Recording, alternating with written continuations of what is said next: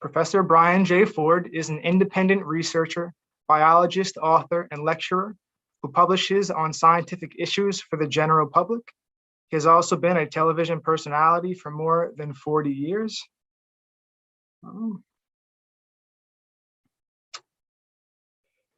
He is a fellow of Cardiff University and president emeritus of Cambridge Society for the Application of Research at Cambridge University in the United Kingdom.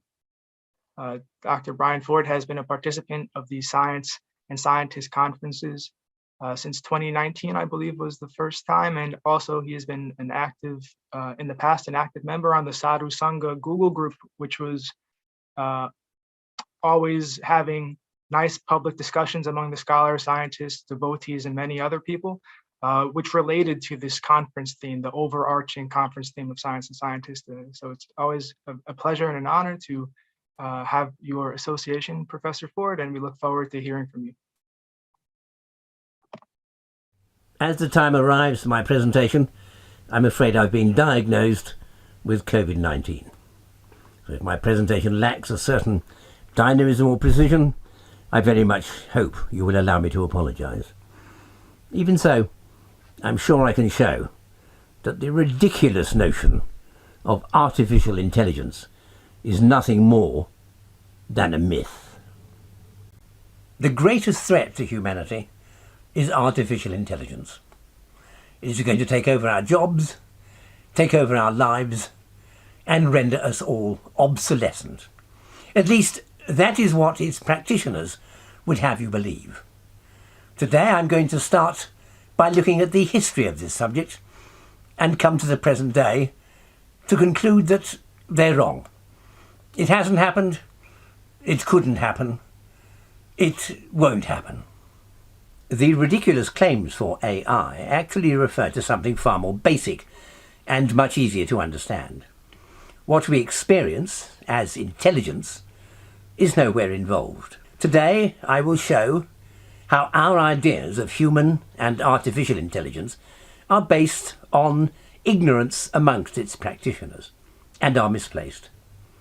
The world is being compromised by a dream no more real than the monsters we feared as children and the ghosts and spirits that our antecedents once worshipped. We are, ladies and gentlemen, being conned. So let me take you back to the beginning to discover where science went wrong. Ever since the birth of fanciful ideas on artificial life in Mary Shelley's Frankenstein, published in 1833, there have been science fiction novels that extend the reader's imagination into improbable realms. And they are everywhere, of course, in the modern era. But the first person to study the subject in its contemporary academic context was Alan Turing. And this is the standard picture of him that is usually published. I have now discovered that there are others. Here is Turing at school, aged 18. This rare picture was originally in the archives of Sherborne School in the west of England, where he was a pupil. But in 1984 it was stolen by an American scholar and taken to Colorado. She actually changed her name to Julia Turing and acted as if they were related. This photo recently came to light once more in Colorado, and a court action has now decided it must be returned to Sherborne. Though first it must be sanctioned by the Department for Internal Affairs, and afterwards it may have to pass through the Department of State. It's a curious story to mark the birth of AI. And how good was Turing at Sherborne School? Not very successful as a pupil, it would appear.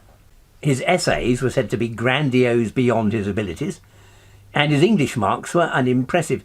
Turing's French prose was very weak, though as you can see, his poor showing in chemistry was beginning to improve. This school report was exhibited by the Fitzwilliam Museum in Cambridge, and it shows that his mathematical promise was betrayed because he wasn't always intelligible or even legible. Alan Turing is commemorated as the pioneer who first cracked the Nazis' Enigma code. But none of that is true. The Enigma machine was invented when Turing was just a tiny baby. It was on mail order and sold widely around the world. Tens of thousands of them were made. They were later picked up by the German military, but they were not decoded first by Turing. The original decoding was done by Polish cryptographers, of whom nowadays we hear nothing. The truth of the fact is that the story we're told is very different from what actually happened. Enigma was a rotor-based encryption machine, and this idea was originally the brainchild of two Netherlands engineers in the Dutch Ministry of War back in 1915.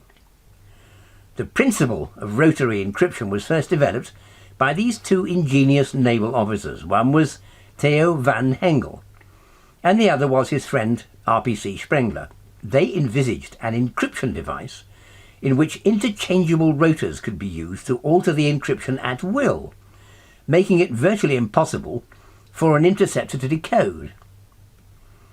They never built their device, and the idea was eventually patented in 1919 by someone said to be a colleague of theirs, Hugo Alexander Koch, but he never built the machine either.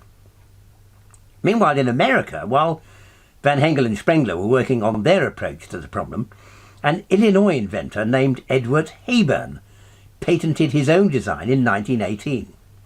And here is his device. It was the first successful rotary encryption machine and a significant step in our story. It was so very ingenious, but Heyburn couldn't interest anyone in his ideas.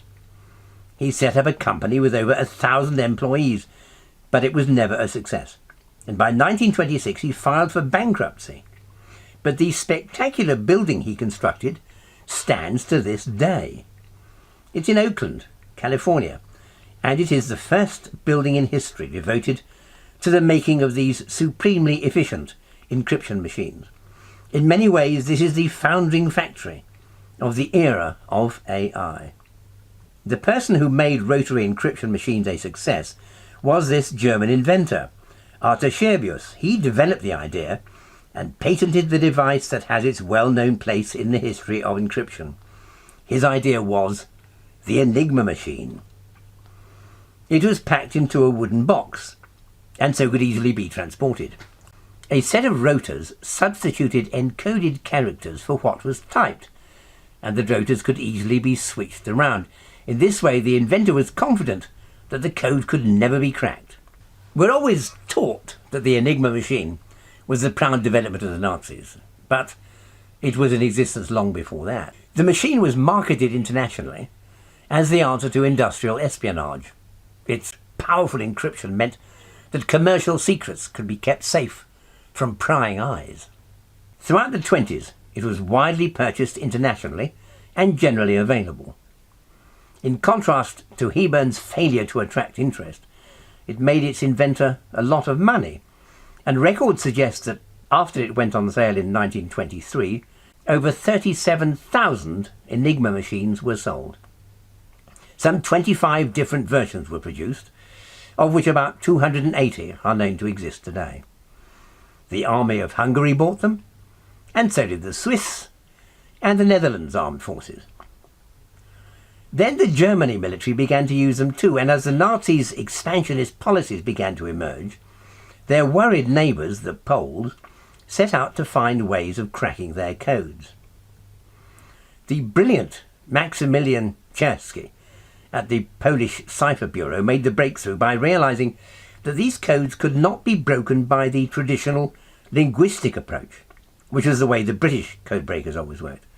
It could only be solved by mathematics and machines. The era of the computer was about to be born. Henryk Zygalski, at the Cipher Bureau in Warsaw, devised a system of perforated sheets to help crack the Enigma codes. His colleague, Marian Rejewski, set out to design the first electromechanical device which could mimic the encryption of an Enigma machine and work out the code. Jerzy Ujecki worked with Rejewski on constructing a pioneering device based on the limited documents they found smuggled out of Germany by French intelligence. Their machine meant that the German secret messages were being understood all the time. The German forces were convinced nobody could break their code, but the Poles were already finding a way. As the Germans began to plan for the invasion of Poland that would herald the start of World War II, The Polish engineers were using their device to read all those secret messages, and they soon realized that their work would surely be discovered, so they decided to hand everything over at a meeting with French and British intelligence officials. Nobody knows what their bomber really looked like. Everything the Poles had, they destroyed before the Germans could uncover what had been achieved. But this is an artist's impression, based on contemporaneous accounts. Nobody really knows why it was ever called the bomber. It was said to have been named after the research group's favourite treat that they used to enjoy after work. And here it is. This is an ice cream bomber. Nobody knows for sure, though it would have been the perfect name in one sense. Nobody overhearing a conversation could ever have guessed what the word meant. As the Germans planned to occupy Poland, and their intentions were decoded by the Poles, the cryptographers used this route to escape from Warsaw. Many of them moved to the south of France, while a small group came to England. And so it is that the Polish codebreakers came to bring their top-secret research to Bletchley Park, here in the heart of England, though the Polish workers' research is always downplayed. Come with me to Bletchley Park, and let's see how the British experts are lauded over their brave and ingenious Polish pioneers who originally came up with the bomber. The captions play down the Polish initiative, which had already found out how to crack the code, while elevating the role of the British. The bomb, which the Poles invented, and it was then later improved here by Turing. That's history, but not according to the caption. This says how Turing and Welshman designed the bomb to speed up code breaking. Before the war, the Poles had produced an earlier version, but theirs is much more sophisticated. Designed by Turing and Collins at Bletchley Park. Amazing. Probably named by the Poles, who invented the precursor to the bomb we see here. This doesn't mean that we should underestimate the coruscating brilliance of Turing and his team at Bletchley Park. The machines they designed and built were remarkably efficient and more elaborate than those built by the pioneering Poles. Working replicas of the British bomber have been built and are demonstrated to this day at Bletchley Park. The complexity of the decoding machines had to keep pace with the Germans, who were developing improved versions of Enigma, each one more complex than the last. However, for all the brilliance of the Bletchley team, the fact remains that it was the Polish cryptologists who first worked out how to do it, although our laundered view of history has virtually removed their names from the accepted account. The Poles were not alone in having a fascination for electrical devices that could help decode complex problems. Already, a computer was being constructed, but that wasn't in Britain, it wasn't in America, it wasn't in Poland. No, the world's first computer was being already assembled in Germany. This was done by an aircraft technician and amateur enthusiast in Berlin, Konrad Zuse. His computer used punched paper tape as input. I was still using that in the 1960s, and it had Boolean logic in his programs. He also invented plan calculus, the world's first computer programming language. His Z1 computer had a clock speed of 1 Hertz, but it boasted a simple control unit and memory. Zuse had tried to interest the military and commercial companies, but nobody showed any interest. I discussed much of this in a recent book. His prototypes and drawings were all destroyed by the Allied bombing in 1943. But at the same time in Britain and America, people had been building robots. Harry May in London had demonstrated an autonomous robot named Alpha. Then the American Westinghouse Corporation demonstrated their robot they named Electro in 1939. And so, ladies and gentlemen, with a great deal of pride and pleasure, I present to you Electro, the Westinghouse Moto Man.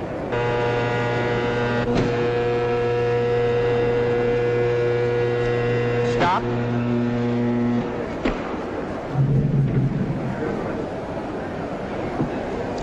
You see, all I need to do is to speak into this phone, and Electro does exactly what I tell him to do.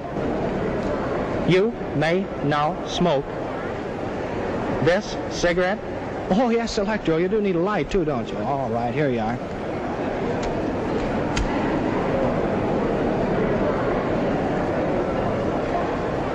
And folks, he's only 2 years old, too. Just learning. So the idea of artificial intelligence was already current in the 1930s. And yet it didn't stem biological progression from what went before. No, it was due to hubris, to exaggeration. It was underpinned by an overwhelming desire by those involved in the research to overstate their work, to exaggerate their findings, and to claim an unrealistic future that could serve only to make their own work seem more exciting and more propitious than any research that was going on anywhere else. They were after global fame and status, and that's why they overstated everything that they hoped to achieve.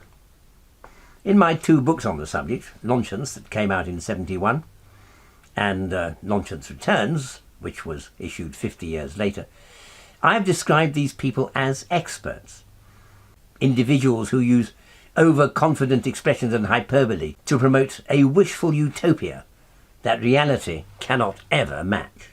5 years after the Second World War, Turing published a widely quoted paper asking whether machines could create intelligence. It was an attempt to dignify his remarkable success by extrapolation to an absurd degree. At the same time in Bristol, England, another experimenter was creating robots that he claimed were as intelligent as a 2-celled living organism. In a simple villa on the outskirts of Bristol lives Dr. Gray Walter, a neurologist, who makes robots as a hobby. They are small and he doesn't dress them up to look like men. He calls them tortoises. This model is named Elsie, and she sees out of a photoelectric cell which rotates above her body. When light strikes the cell, driving and steering mechanism sends her hurrying towards it. But if she brushes against any object in her path, contacts are operated that turn the steering away. Dr. Walter says that his electronic toys work exactly as though they have a simple 2-cell nervous system.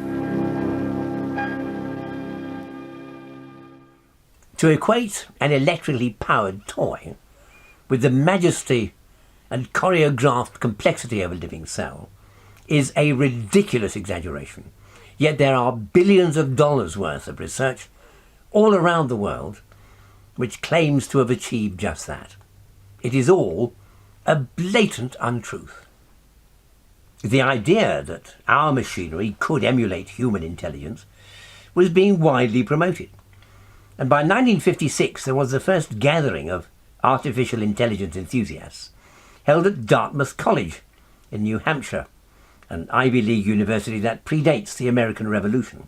Here is an interesting group of some who were there, photographed in 2006. Trenchard Moore, on the left, was a distinguished computer scientist from Boston, Massachusetts, who worked on AI in its earliest years at MIT, in Canada and in Denmark. John McCarthy, next to Moore, is the man who thought up the term artificial intelligence in 1956.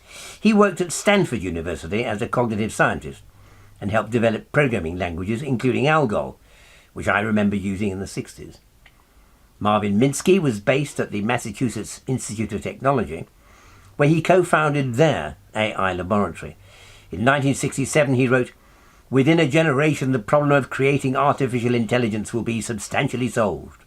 Oliver Selfridge was a leading English computer scientist whose grandfather founded the famous Selfridge's store in London. He wrote several papers in the late 1950s, which are regarded as founding documents in the study of AI. And finally, the spectacularly bearded Ray Solomonoff studied under Enrico Fermi at the University of Chicago and first became obsessed with automated problem solving in his teens. He circulated a paper on non-semantic machine learning in 1956 and later worked with McCarthy and Minsky on AI.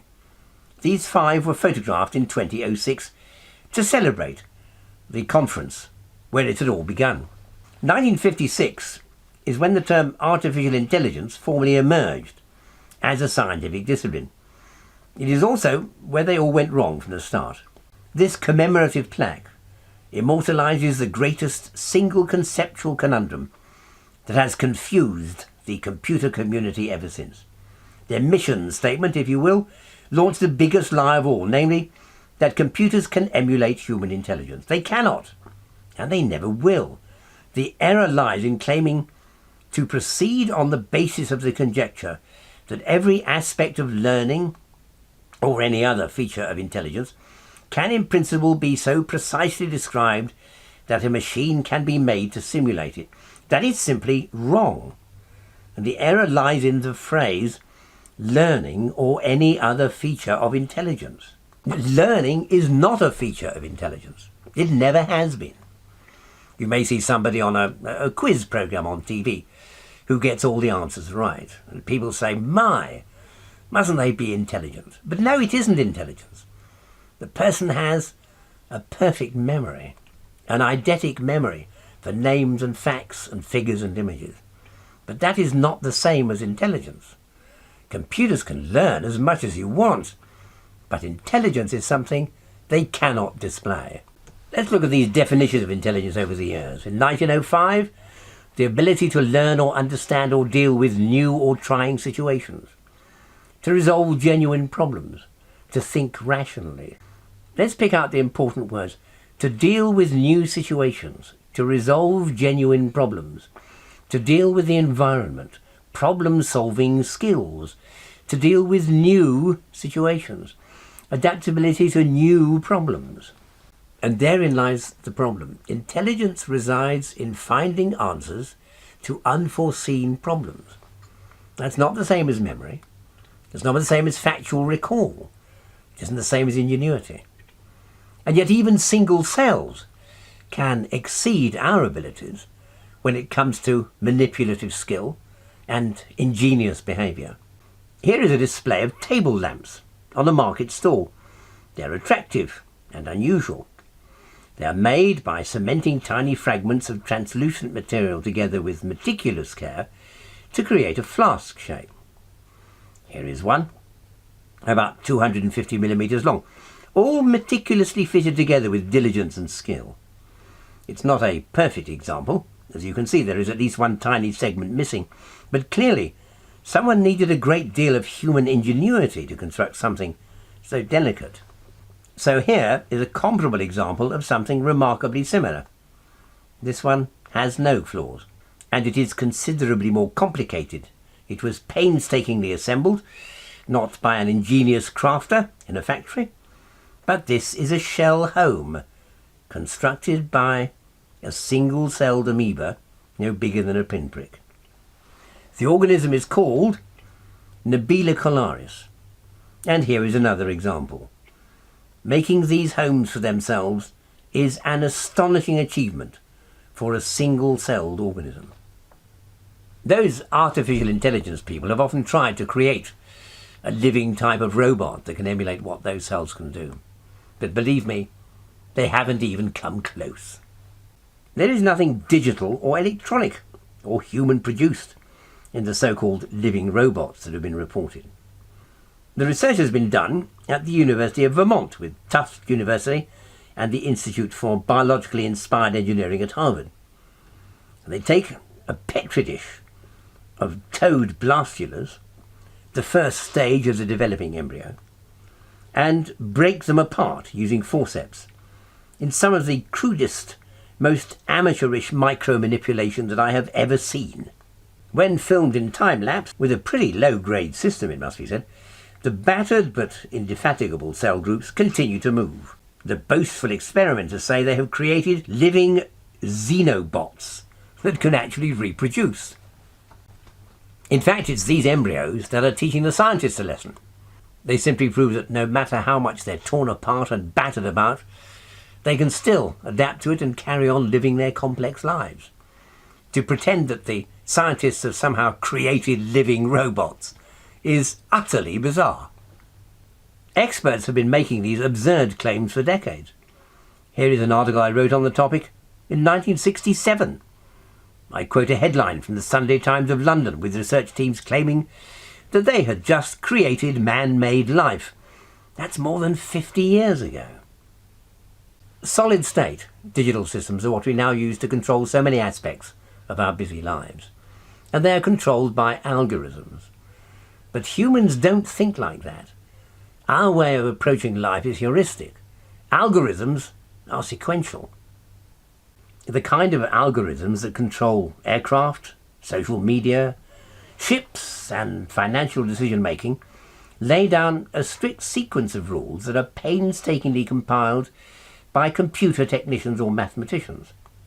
Note, not necessarily by pilots, sociologists, captains or bankers, but by youngsters who may lack any experience or understanding of the outside world. Little wonder that planes inexplicably crash, that social media sites unwittingly promote aggression or confrontation, that ships mysteriously collide, or that banking systems totally collapse. It's not the fault of the computers. It's the fault of the people who wrote the algorithms, the kids who are in charge. Nobody ever questions whom they might be. One of the more familiar applications of what they call AI is robotics. This is a sight with which everyone is familiar. The cybernetic software can be configured to learn and memorize precise positions and meticulous movements in sequences of predetermined actions. Here we are speculating whether robots will take over our jobs in a world where that very process has already come true. The fear of humans being supplanted by intelligent robotic machines is the theme of this year's Reith Lectures by Professor Stuart Russell for the BBC. Pretending that this is a current crisis and a novel notion is nonsense. It's preoccupied people for over 3 centuries. For thousands of years, diligent artisans have been creating fabulous fabrics and intricate lacework, moving threads by eye and hand, setting them carefully in juxtaposition to provide us with artistic perfection. This isn't new. People were weaving complex patterns into carpets in the Iron Age, and probably far earlier. This all changed in the late 1700s when mechanical weaving emerged. An ingenious French businessman, Joseph-Marie Jacquard, invented an automatic loom which could carry complex patterns fed into it through a system of punched cards. It won him a bronze medal at the Exposition des Produits de l'Industrie Française, held in 1801 in Paris. His looms could produce vast lengths of intricately patterned fabric without the need for individual labour at all. The first person recorded as an objector to this loss of livelihood was Ned Ludd, who was said to have destroyed an early mechanical loom in 1779. He was a fictitious character, though the protests were real enough. If you go to see a present-day loom at work, you will observe how little has changed. Yes, the patterns are now controlled by computer code rather than punched cards, but the principle is unaltered. We all expect to have washing machines to clean our clothes. Many have dishwashers to manage the crockery and cutlery. Pretending that there might be modern methods of doing away with personal effort is nothing new.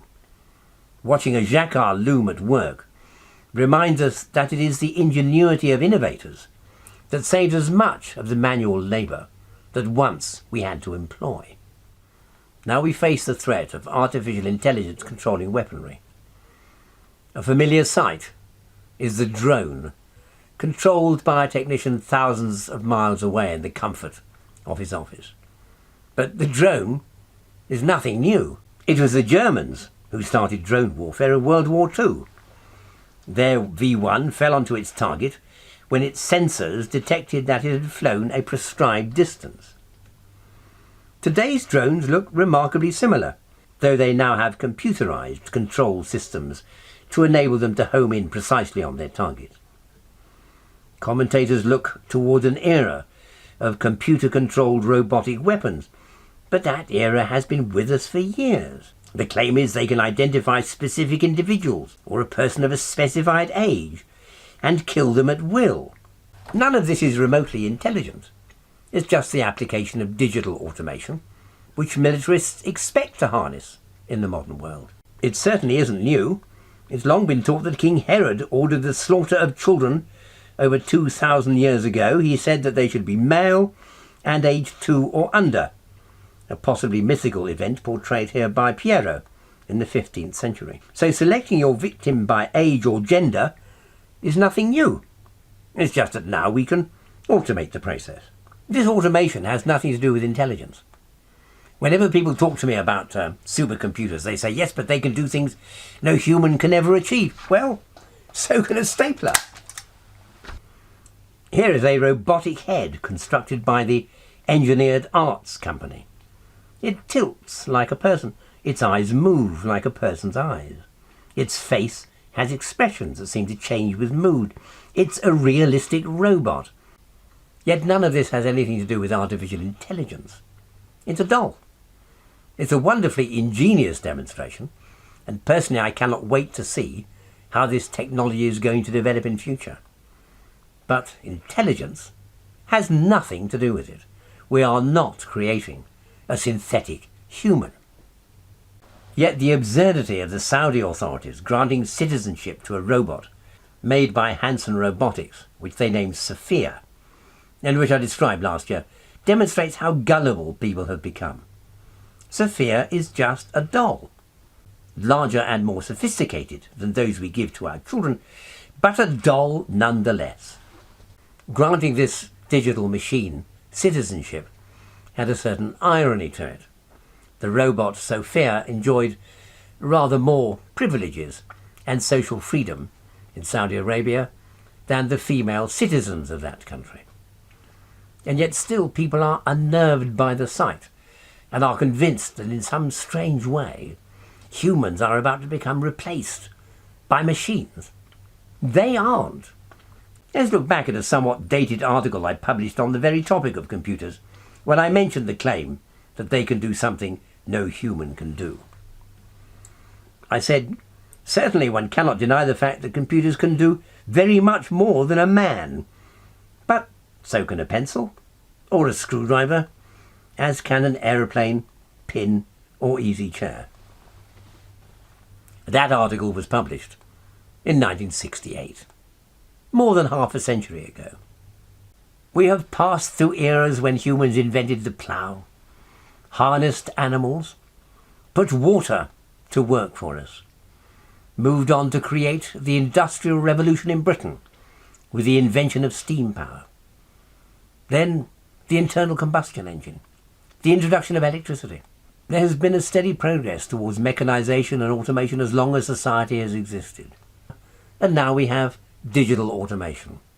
It's nothing to do with artificial intelligence. It is simply automation, something that's been familiar to us for decades, in many ways for centuries. It is automation, digitized automation that depends on machine learning. But that is not intelligence. If you want to see ingenious, dynamic, intelligent single cells, then look down a microscope and watch microbes at work. Observe them, exploring their environment, peering through roomy eye spots at the outside world, pausing to digest what they've experienced, then deciding where to go next and what to do, absorbing energy from sunlight and metabolizing what they need to live in systems of incalculable complexity. The youngsters who write algorithms, like you, were never shown any of this at school. As these microscopic organisms live their intricate little lives, fueling themselves without external mediation, hunting for food, we can begin to understand what intelligence is and where it truly resides. Those young programmers think they are mastering artificial intelligence since they have never, ever been presented with sights like these. Throughout my studies of the intelligent behavior of living cells, I have repeatedly demonstrated their astonishing capacity for decision-making and the subtlety of their capacity for ingenuity. It abounds in life, just as speed, precision and efficiency are characteristic of the astonishing achievements that we can make through the use of our digital computers.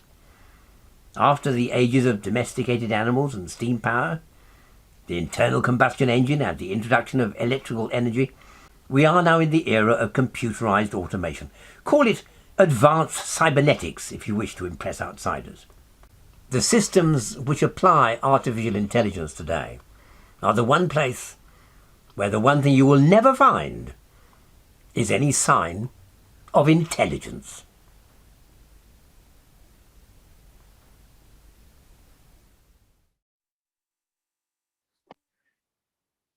Professor Ford, would you like to conclude with anything? Only to say that I hope, we ended up by looking at two small creatures. At the very end, we saw a ciliate inspecting a diatom, which it decided it didn't want to eat. We have no idea how it did that. You will have seen it swim up towards that little diatom and wonder whether it's going to take it in for lunch. But it sort of, sniffs around it and decides it doesn't want it. We've no idea what the senses that it has might be. But as it turns the corner, it sees a little paramecium swimming along, and it inspects that from some distance and decides to wolf it down. It's like watching a cat catching a bird in the garden. Yet science is not aware of any of those senses. Worse still, science isn't trying to divine what those senses might be. And the sequence before that shows a euglena, which is an interesting organism. You'll find euglena in all the textbooks of zoology as an animal, and in all the textbooks of botany as a plant, because it is a ciliate that contains chlorophyll. But there again, it's little ruby eye spot. Here is a single cell with an eye inside it. And I don't presume that it's perusing the landscape as you and I might do if we were out strolling in the garden, but it clearly has some sense of sight and responds to light. And the way that its body contorts and turns and twists and moves and elongates and contracts is all subject to control. Nothing that these grandiose computerists have ever managed to devise comes within a billion trillionth of anything as good as that. And just to see living cells living their complicated lives reminds us of the fact. Certainly the experiment which they conducted at the Institute for Biologically Inspired Engineering with their colleagues, where they pull apart an early embryo of the toad Xenopus and then pretend they've created robots and they in some way have created life. If you look at the comments underneath that news item when it was reported, you've got scores of people saying, this is terrifying to think we can create life. No, all they've done is to rip apart some embryo. And when little bits of it manage to survive, they tell everybody they've created life. Really and truly, people should be smacked around the wrists for saying something like that. So all I wish to do in a very humble way is simply to present nothing clever, but just the actual images of simple living cells about which these computer people seem to know nothing at all, and to remind us how grandiose and successful and magnificent is the phenomenon of living intelligence, and how crude and uncomplicated and ordinary is the computer automation that we now call artificial intelligence. Thank you, Professor, so much for that wonderful presentation. And I'm so glad we got to see it finally. It was well worth the wait. I'm only sorry that it was delayed. It's very accommodating of you all to allow it to come in late. Thank you so much.